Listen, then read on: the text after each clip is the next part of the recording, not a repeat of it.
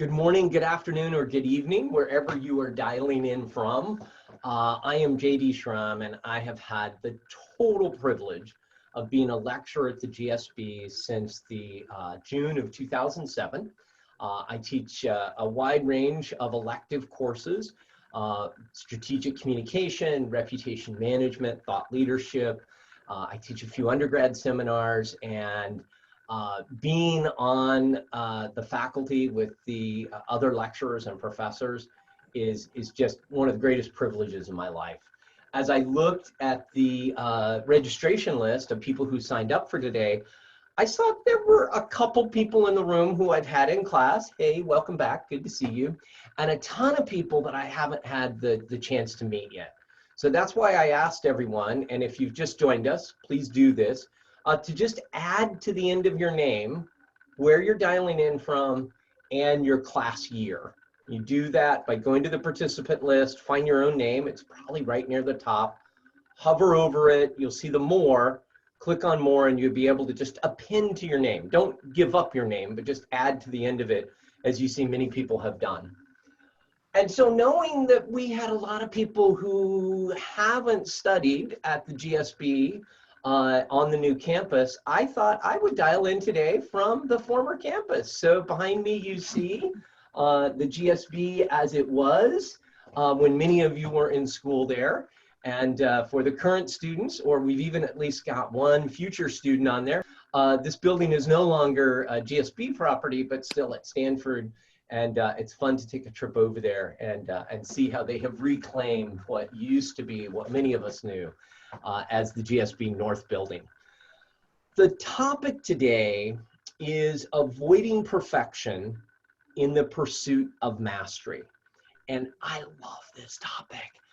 This is drawn from work that I've done over the last 13 years with GSB students, with exec students, and I'm going to run you through a couple of frameworks and a couple of short exercises in small breakout groups of maybe 4, 5, 6 of fellow alumni, so that you can not only hear me talk about this topic, but you can play with this topic a little bit.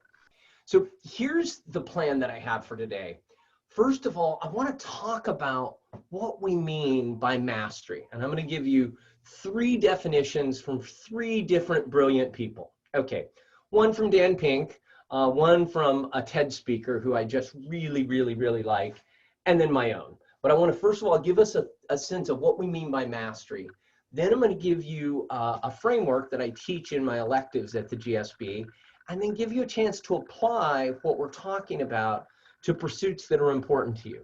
Now, these could be career pursuits or hobbies or passions, or I notice many of you are kind of at that inflection point in your career where you might be looking for a 2nd act or a 3rd act or a 5th act. And so give you a chance to just explore that in your own way. So the first definition of mastery that I really like comes from Dan Pink's book, Drive, The Surprising Truth About What Motivates Us. Now, Pink says that there are 3 forces that motivate people. If you think of your own employees, if you think of your own career, if you think of your own teenage children, I'm not sure about that one. The first one is autonomy. That's the desire to have agency, to direct our own lives. The second motivating factor is mastery, and he defines that as the desire to get better and better at something that matters. And then the third thing that motivates people is purpose. Now, it's really interesting as you look at Pink's definitions of what motivates people. He didn't list compensation, he didn't list title, he didn't list reputation, he didn't list corner office. Talked about being able to direct our own attention, being able to get better and better at what we do, and have a purpose that's something bigger and larger than ourselves. And so I want to really focus on that concept of mastery, the desire to get better and better at something that matters. Now, the second definition that I want to give you is from Sarah Lewis. Now, I invite you to watch her entire TED Talk. We're not going to play it right now because we've got a very short period of time, but I'll include the link in the materials that go out. But she has a TED Talk from 2014 where she talks about embracing the near win. To the question that just came up from Mig, no, that can't be right. I'm going to guess Miguel. The answer is yes, you will get all the slides, and you feel free to take screenshots if you wish. So Sarah Lewis, in her TED Talk, she talks about mastery in this way. Mastery is not the same as excellence. It's not the same as success, which I see as an event, a moment in time, a label that the world confers upon you. Think of a title, think of a degree, think of a certification. Mastery is not a commitment to a goal, but to a constant pursuit. What gets us to do this, what gets us to forward thrust more, is to value the near win. How many times have we designated something a classic, a masterpiece even, when its creator considers it hopelessly unfinished, riddled with difficulties and flaws? In other words, a near win. The pursuit of mastery, in other words, is an ever onward almost. Lord, grant that I desire more than I accomplish, Michelangelo implored, as if to that Old Testament God on the Sistine Chapel. And he himself was the atom with the finger outstretched, never quite touching God's hand. Mastery is the reaching, not the arriving. It's the constantly wanting to close that gap where you are and where you want to be. Mastery is about sacrificing your craft and not for the sake of crafting your career. So think about that almost always, that near win. She uses a beautiful analogy of archers as they shoot towards the target on an archery range, and gives great examples of authors and artists who we consider their work amazing, and they considered it not yet done, not yet finished, not yet good enough. Embracing that near win. And then I'll give you JD's definition of mastery. Now, I'm going to go back to geometry for just a minute. I'm going to take you back to high school geometry, and I want you to think of what an asymptote is. Now, an asymptote is where you have a straight line and a curve, and the curve gets closer and closer and closer to that straight line, but never crosses over it. If it went in infinity, all the way through the ceiling, all the way to the outer stratosphere, that line and that curve would always get closer to each other, but never touch. So as you think of that asymptote, think about abilities that you are gaining and that pursuit of mastery. For me, since my field is communication, I look at approaching mastery in communication rather than perfection, because leaders will never achieve perfection in communication. There is no such thing as a perfect email or a perfect call or a perfect meeting or a perfect slide deck. We know as leaders, we could always have done just a little bit better. And so my philosophy around mastery in communication is that I want to look at everything I write, everything I say, all of my actions to communicate as a leader, and recognize they could each be just a little bit better. Many Olympic athletes and professional athletes recognize that the further along in their career, the better and better that they get, the more coaching that they get, rather than the less coaching. A little league team of 25 kids may have one or two dads that are the coaches, where an Olympic athlete may have 6 coaches just for her pursuit. And so it's that sense of getting better and better every time we try something. So now, I'm not going to ask you to share this, but I want you to take a moment to reflect and think about, when have you pursued perfection instead of mastery? And what would mastery look like instead? When have you tried to do something perfectly, or if you would have approached it as a goal to mastery, might have been more fulfilling, more satisfying, more educational? You can jot this down, or you can just think about it in your own mind, but consider, where do you wish you would have pursued mastery instead? And what might be possible? What might be possible if we looked at the world from a lens of mastery rather than a lens of perfection? And the first resource that I want to talk about was written by Denise Brousseau. She's got a few classmates on the call here. She was MBA, I believe, class of '93. And she wrote the book 3 or 4 years ago, Ready to be a Thought Leader, How to Increase Your Influence, Impact, and Success. And for several years, she and I co-taught a class to our MBA students around thought leadership. How can we write and speak in a way that exudes greater thought leadership as a way to improve digital reputation, career advancement, funding a nonprofit, funding a startup. In her book, Ready to be a Thought Leader, she offers this distinction that's called your what if future. Your what if future is a single, simple, striking description or image of the future you want to see. An inspiring what if future can attract followers and galvanize them to take action. A what if future isn't simply a bumper sticker or a slogan. It's actually an image of the future you want to work towards, described in a way that other people can be a part of that. A thought leader is somebody who has followers.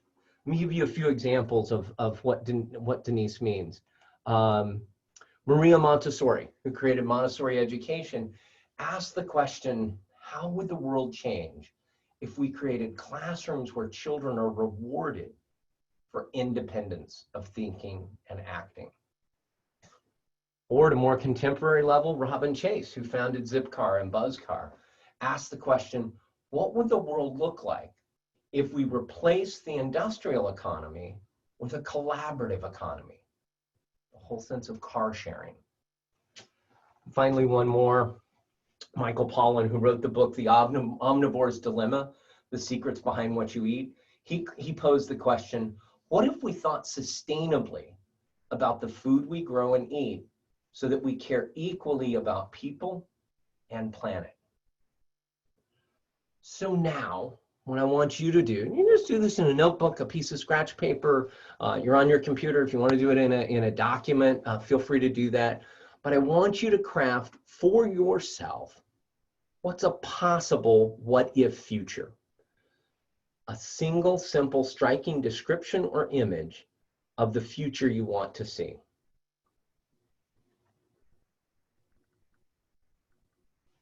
And you don't have to get this perfect. Again, there is no such thing as perfection in communication. There is only mastery. So what I'm going to ask that you do now, and you can keep working on your idea of a what if future. Anybody who has seen me teach knows that almost every workshop I teach, every class I teach, the book that I wrote, everything I do starts with a framework that I am in love with, and I so wished I would have created. So first of all, any of the folks on the call who had Mary Munter as a communications instructor at the GSB, I believe she was there until 1976, 1978, something like that. But anyone who had Mary Munter as a communications instructor, she went on to the Tuck School at Dartmouth, and with her collaborator, Lynn Russell from Columbia, created this simple framework. Anytime you have got anything to communicate, you want to think through, what is your aim? Who is my audience? What is my intent? And then and only then, what is the message that I want to deliver? Now, the biggest mistake that leaders make is they jump immediately to the message they want to share without slowing down to consider who needs to hear it and what's the action that I want them to take as a result of this. So whether you're speaking or writing, whether you're sending a tweet or sending a fax, there's some young people on the call who don't know what a fax is. Whether you are holding a meeting, making a phone call, doing a town hall meeting with 100 people, or a one-on-one performance review with one staff member, slow down before you write or speak and consider what your aim is.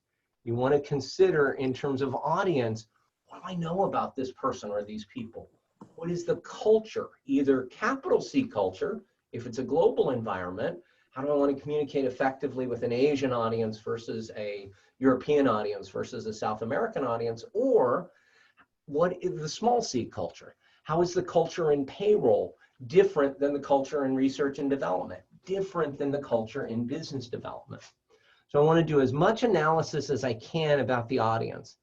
Just the simple act of renaming yourself with your city and class year gave me some audience analysis information to try to make this class more germane.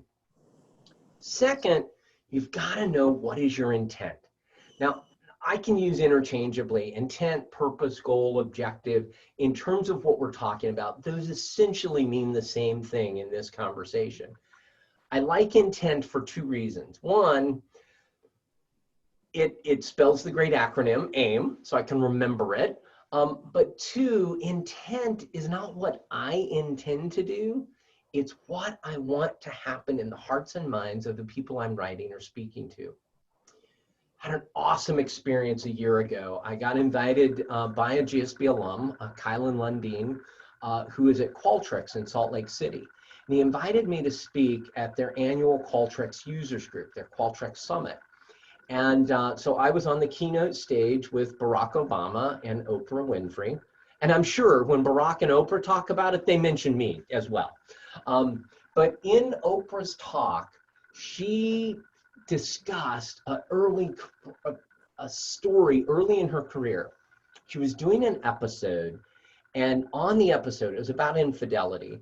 And she had a man as a guest who had been unfaithful to his wife, who was also a guest, with his mistress, who was also a guest. And his girlfriend had decided that the Oprah show was a great place to announce to the world that she was expecting. And I was like, wait, is this Oprah or is this Jerry Springer? Like what kind of show is this? This doesn't sound like the Oprah I know. And she said, in that moment, she questioned herself, what is our intent with this show? And she said, never again did I do an episode where I and my production team couldn't align around what is our intention for the audience in this show. If you're not clear what you want to cause by your email, by your phone call, by your letter, by your conversation, don't have it until that intention is clear, and I would argue honorable. Once you know your audience and your intent, then and only then do we get to crafting the message. And we can consider what channel we're going to use. We're going to put it on TikTok. Are we going to do it as a FedEx? Are we going to do it as a video that we post? And how are you going to structure that information?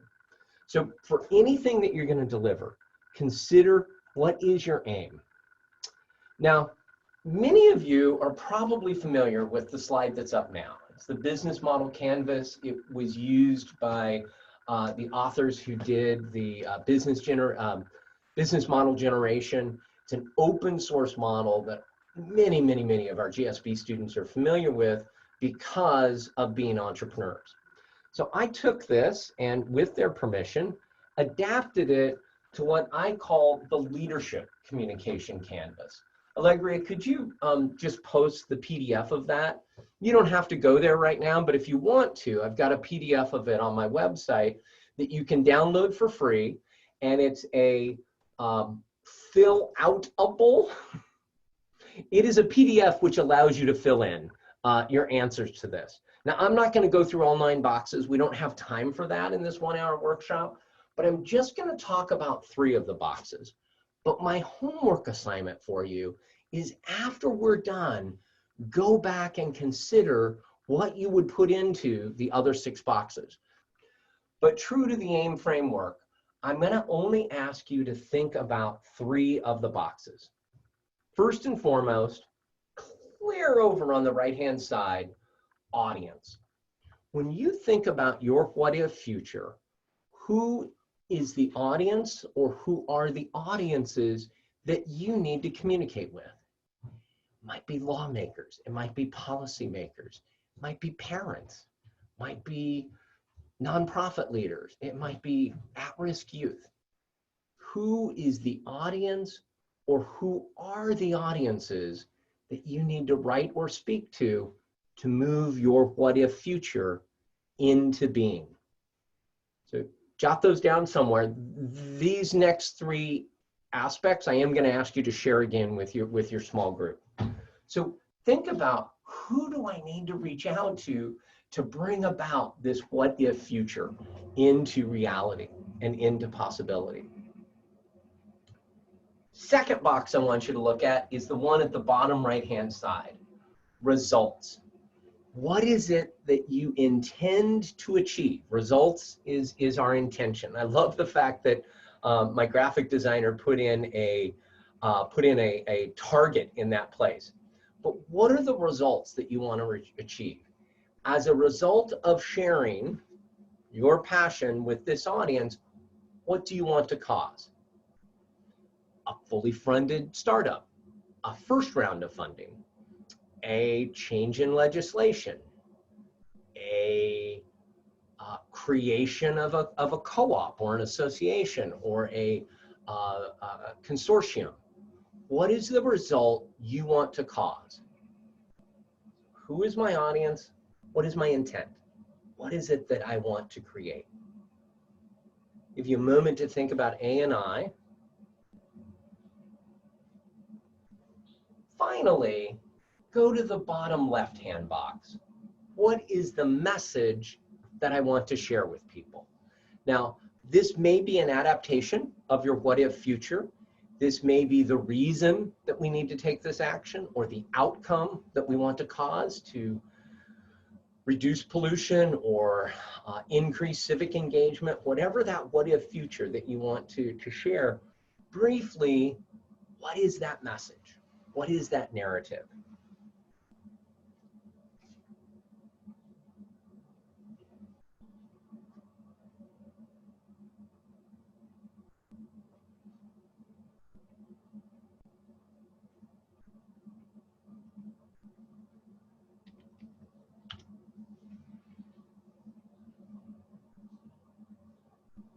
I'm going to pause for just a little bit. I want to make sure everyone has a chance to reflect on their audience, their intent, and their message. And here, now this may be a slide that would be really good to photograph or a screenshot of. I didn't know how I could put this into each of the breakout rooms. But here's now what I want you to go back and share with your breakout room. And I encourage that you share it in this way. I'm committed to, and then you say your what if future. I should have prepared one for this moment. I'm committed to better resources for people recovering from a suicide attempt. So that's my what if future. Remarkable resources for suicide attempt survivors. I will communicate with my local school board and independent school leaders to share the message that there are not enough resources out there, that there's a gap of resources to cause the creation of a school curriculum around recovery from suicide attempt. So that was imperfect and incomplete, but I want you to think through, you've already crafted your what if future. Who do you want to talk to? What do you want to tell them? And what do you want to cause by having that conversation? Any other experiences about coming up with a what if future? Gail Breslow. I wondered if you could share a little bit more again about the, I was getting stuck between the difference between the what if future statement and the message. And if you could talk a little bit about the distinction between those two. So that there can be times where your what if future and your message are just almost the same thing. Or your what if future may be bigger and bolder, but your message is more short-term or incremental. For example, my what if future may be a planet without climate change. Well, if that's my message, that can be a little overwhelming because that seems so impossible. And so my message might be, you know, our neighborhood with a smaller carbon footprint. And so sometimes they should be parallel.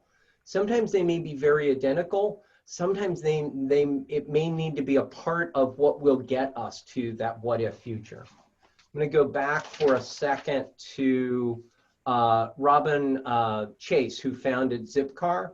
Her what if future is, what would the world look like if I replace the industrial economy with a collaborative economy? That's a pretty big what if future, but her message was wheels when you want them, Zipcar. And so she figured out a message that played into that what if future, but was more marketable and was easier for people to take the action on. Does that help, Gail? Great, thanks. There's somebody in the chat box here. Let me, everybody can read it as well. Joe, my what if the ability to vote and have it count was equally accessible to all Americans? Great what if future. My message was everyone should be able to vote by mail during COVID. Yeah, that is a great example there. Joe's one of my former students, so I can give you a little bit of coaching here. If you can create your message without the word should, which has a little bit of making somebody wrong about something, if you could use empower or enable or create, an active verb that doesn't have that tone to it, it might even be more enrolling to people who see the world slightly different. That's a really good future. And yeah, people are giving you comments in the comment box on that. JD, I have a question for you. My name is Dorothy. I'm in San Francisco. Hi, Dorothy. Hi, thank you so much for taking the time with us. I was wondering if you might comment a little bit on the connection of this idea of mastery and perfection that you were describing earlier with committing to our what if futures, and how that interplay works for people who are trying to sort of achieve something that may seem a little bit daunting. Yeah. I think that with most bold what if futures, Dorothy, that image of the asymptote is really good. That asymptote is that what if future, and the curve getting closer to it is my ability, my success, my activity moving us towards that what if future. So going back to Joe's of all citizens being able to vote safely by mail, that's a great future. We may not achieve it 100%, but we get closer and closer to it if we approach it with this sense of mastery rather than with a sense of perfection. Many MBAs from Stanford have a perfectionist tendency. And if we take that perfectionism into our what if futures, we can get shut down, or we can not be in action because we could never achieve it. We could never solve it. But if I can make it a little bit better, then I'm moving in that direction. Another example from Chip Heath's book, but he talks about finding bright spots, that rather than looking at all the things that aren't going right, look at the things that are going right and try to replicate those. And he tells a wonderful story about a couple who was on a mission, and in this foreign country, they were working on nutrition for children. And rather than looking at all of the bad things that were going on, they found the mothers who were creating a nutritious diet for their children, and they were able to then replicate that. And they made more progress towards nutrition by working from the bright spots than by working against the dark spots. So practical tips that you can do. First of all, use this group of fellow alumni. You can use the small group of people who were in your session. You could reach out to people that you know from your local area or that are on the call from the participant list, and keep building on this what if future and who you need to talk to about it. I'm going to give you some links to some GSB videos that are on YouTube, great free libraries that can help you build your mastery of communication.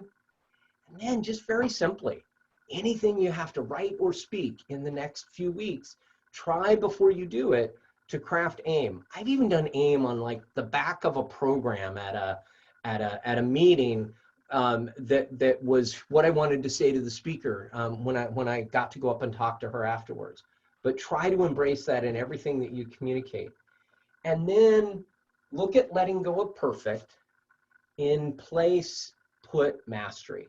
Where can I pursue mastery instead of perfection? And then I really invite you, regardless of whether it's you're starting at the GSB in January or you were at your 50-year class reunion, think about where you can step into your own thought leadership.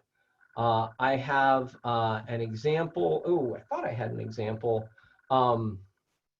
At the GSB in the thought leadership class that Denise and I taught for several years, I was always amazed at how people in their 20s actually did have a voice to share and an example of their thought leadership.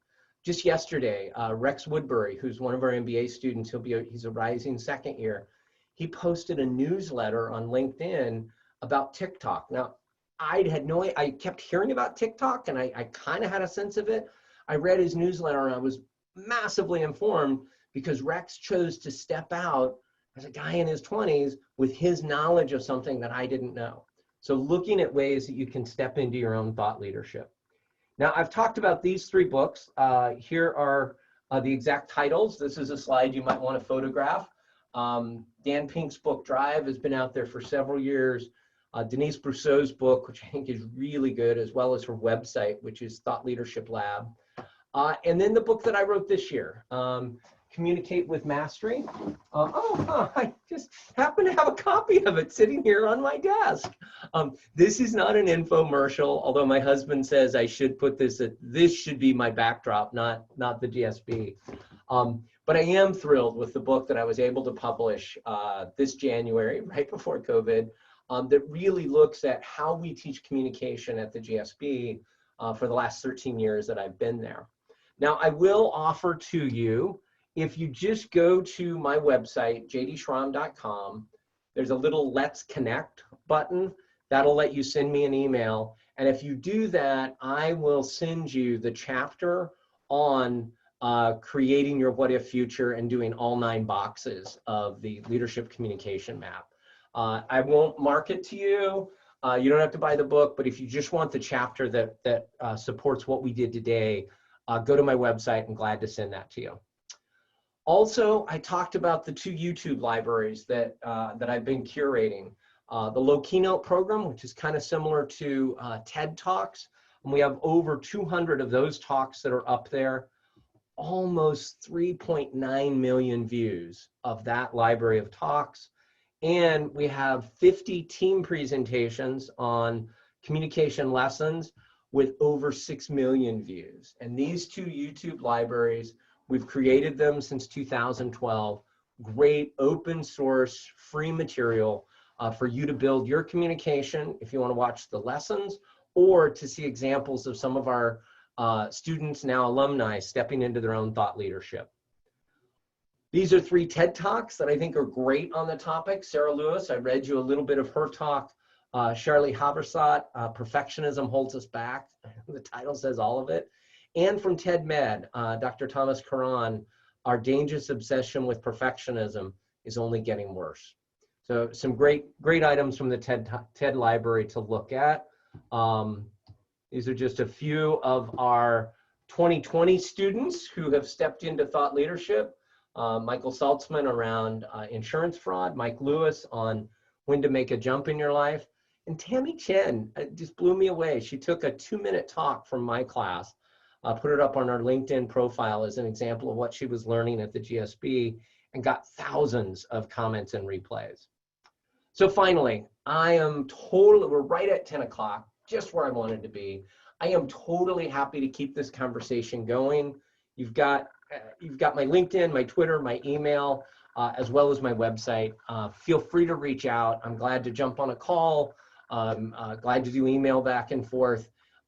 May take me a little bit to hit reply as we're in the summer months, but I will do what I can. And I just really want to thank you for what you did today and the work that you did today. And just remember, seek mastery, knowing you will never achieve perfection in communication, but get better and better. With that, thanks for giving us an hour of your time this morning.